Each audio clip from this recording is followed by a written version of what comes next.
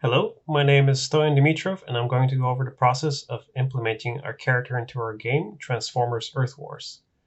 This video series is not intended for beginners, and you will need some working knowledge of Maya and Unity to follow along. In this instance, we'll integrate the Combiner Overlord and solve issues that are specific to him. Hopefully, though, it will also shed some light on the troubleshooting process applicable to other characters.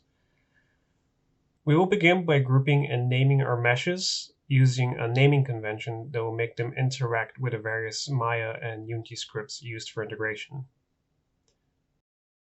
We will also adapt the material names to an easy-to-read convention for both Lot 0 and Lot 1. After we finish naming, we will make sure that our materials are assigned to the appropriate meshes without mixing LOD 0 and LOD 1 materials. The goal is to have as few draw calls as possible.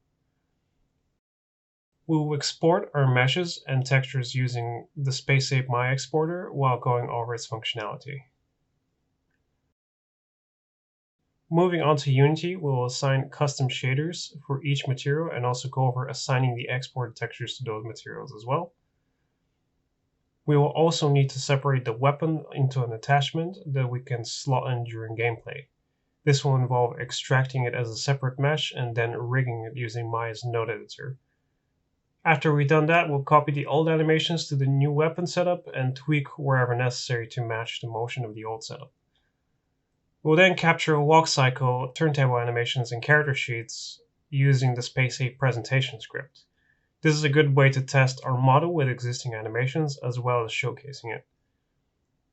The presentation script will highlight some animation transition errors. Even though they're just transitions, they do tend to pop up in Unity's animation system as well.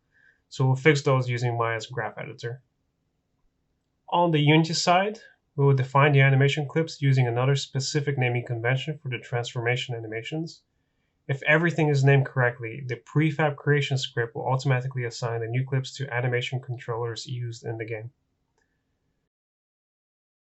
After we have finished all previous steps, we will finally generate the Unity prefabs from the main form and the alt form FBX files. And these will be the files that will end up appearing in-game. As a final stage, we'll go over all the files we generated so far in the Unity project and push them to our GitHub repository using Fork. I hope you find these videos clear and informational and enjoy exporting.